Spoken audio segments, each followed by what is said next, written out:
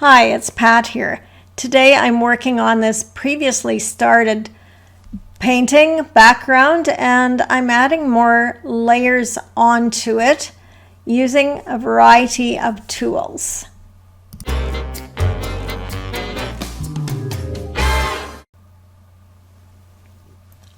Here I'm using a color shaper and a tool from the hardware store for doing drywall. And I'm covering up a lot of what's underneath, but not all of it. So leaving kind of little peaks of my understory here and there. So I have no real idea behind this painting other than getting me back into the groove, showing up in my studio, putting layers on something. So kind of conceal and reveal and just see where this goes as I build up lots of layers. Here I'm using a roller for applying paint to a wall. So using different tools is also a great way to loosen up. And if you struggle with loosening up, I do have a free PDF download, 7 tips to loosen up. That is a reminder of things that we can do to stay in that looser zone. If you would like to get that, look for the link in the description below. Add your name to the email and you will get the PDF download.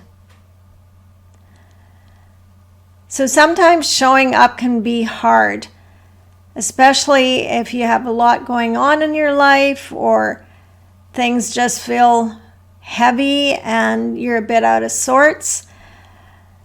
So I encourage you to give yourself a bit of a challenge, whether it's to do a layer a day like I am, or to do 3 5-minute sketches over the course of a week.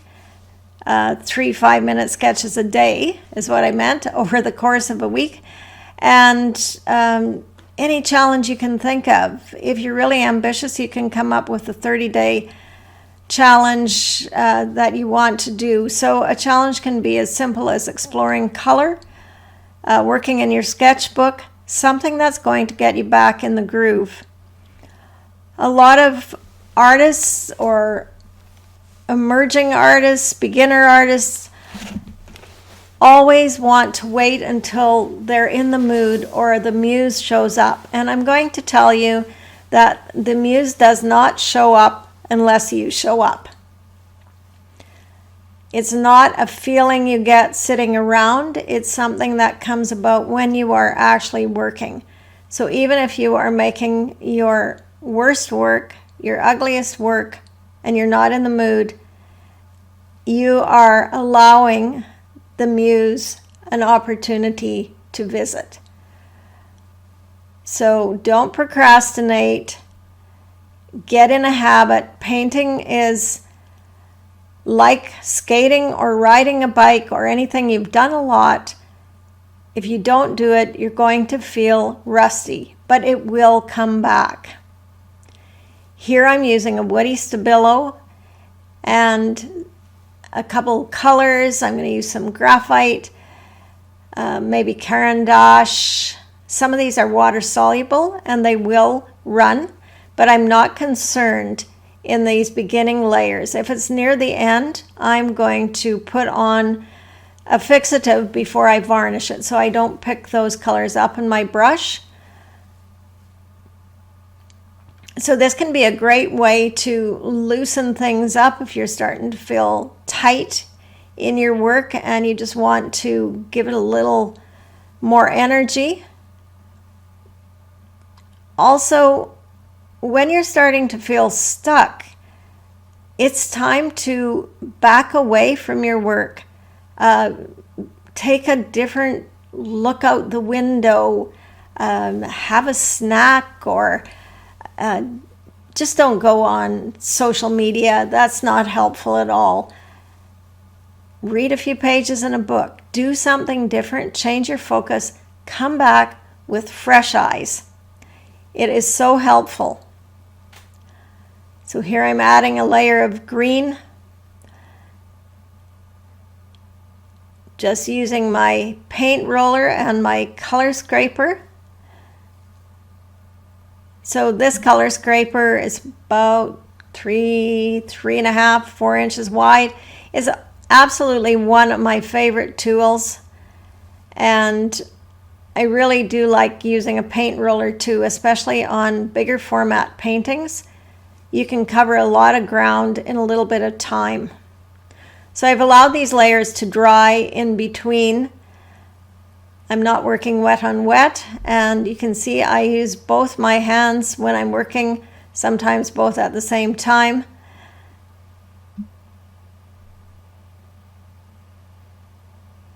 Why do something like this? Why cover up what you've had put down? Well, when you're working non-objectively, you're responding to your last mark. And in this case, my objective here was to build up layers and just conceal and reveal and get that beauty of the understory. However much stays in the painting, that I don't know when I'm in the initial stages. But I'm just playing and enjoying the process. Here I'm marking back into it with some of these catalyst wedges that have different divots in them. You can make your own out of mat board or old key cards. Just get some pattern, and I have used a stencil on here as well, and I am writing back in to this with an oil stick. So the oil stick is different than an oil pastel. It is going to dry, but it is going to repel my acrylic paint.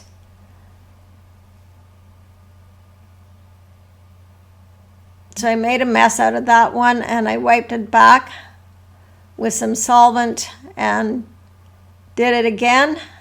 Just coming back in with another layer here, and I'm going to conceal some of my pattern, push it back a little, integrate it more into the background, but still leave some so that you can see that I actually have pattern on here.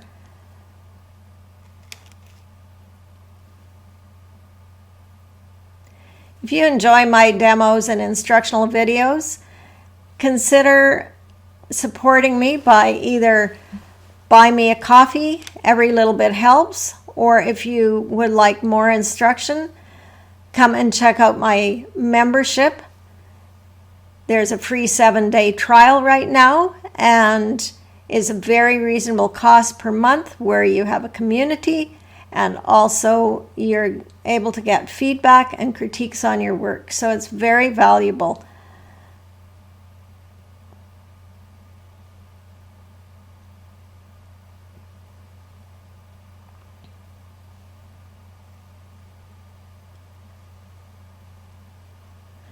I found this process of building up layers very meditative, and each layer revealed something different, and it was just quite a bit of fun. And there's probably many places I could stop with this, but I am listening to the painting, and I wanted to put some dark in, and I've chosen to use some collage that was done on some tracing paper.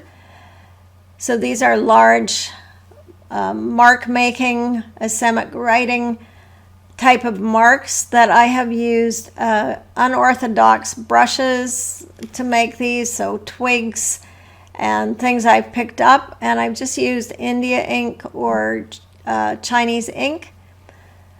When you're applying this to your substrate, you want to use, I prefer matte medium, but any type of a matte or gel medium will work.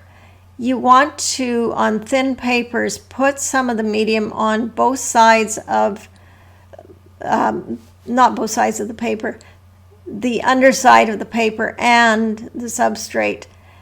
And you want to apply it as if you're applying wallpaper work from the inside out. I'm using a Messermeister bowl scraper, but you could just use a gift card and anything with a flat edge and really marry those two surfaces together. So now I've got some dark marks on here, and I'm just going to go and apply one more layer to this, and then I think I'm going to let it rest a bit and come back and start working on it some more. So this was done over several days, just adding a layer at a time. It's like every day, what will I do?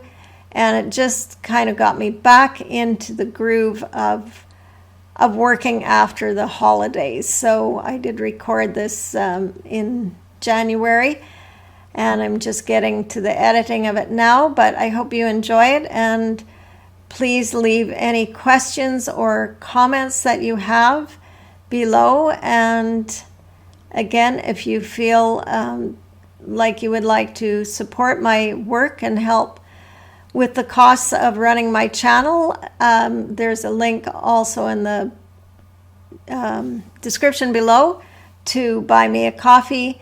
If you'd like to throw a couple bucks in the pot, that would be much appreciated. Thanks so much for watching, and I'll see you again with part 2 of this video.